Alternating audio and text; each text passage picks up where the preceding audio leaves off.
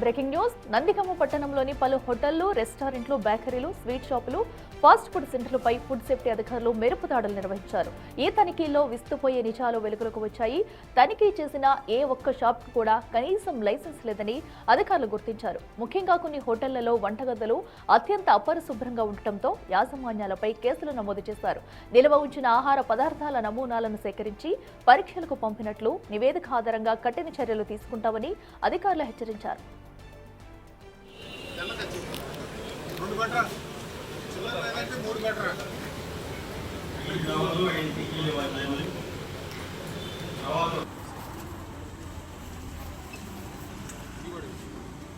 రెడ్డికి మరింత సమాచారం మా ప్రతినిధి శివ అందిస్తారు. శివ, చెప్పండి. పలు హోటళ్లపై కూడా ఫుడ్ సేఫ్టీ అధికారులు అయితే దాడులు చేశారు. అయితే ఏ ఒక్క షాప్ కి కూడా ఆ ఫుడ్ సేఫ్టీ లైసెన్స్ కూడా లేదంటూ కూడా వారైతే చెప్పుకొస్తున్నారు. సో ఈ ఘటన అనంతరం మరికొన్ని వాటిపై కూడా ఫుడ్ సేఫ్టీ అధికారులు దాడులు చేసే అవకాశం ఉందా? ఇప్పటివరకు ఎన్ని సీజ్ చేశారు?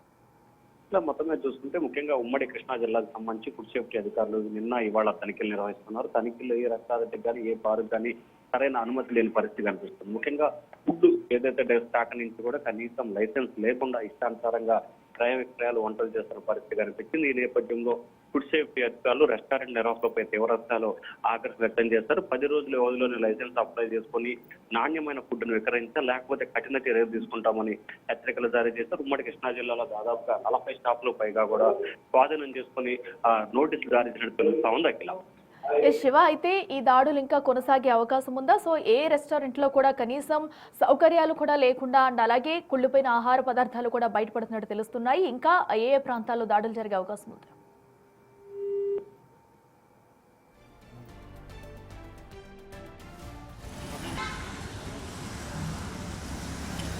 అటు నందిగామలో కూడా పలు హోటల్స్, రెస్టారెంట్స్, అలాగే స్వీట్ షాపులు, బేకరీలపై కూడా ఫుడ్ సేఫ్టీ అధికారులు మెరుపులు దాడులు చేశారని చెప్పాలి.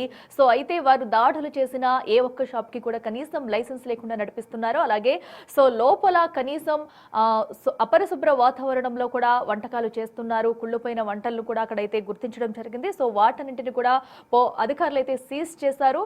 అయితే దీనికి సంబంధించి కొన్ని పరీక్షలు చేయించిన అనంతరం కూడా వచ్చిన నివేదిక ఆధారంగా వారిపై చర్యలు తీసుకునే అవకాశం ఉంది.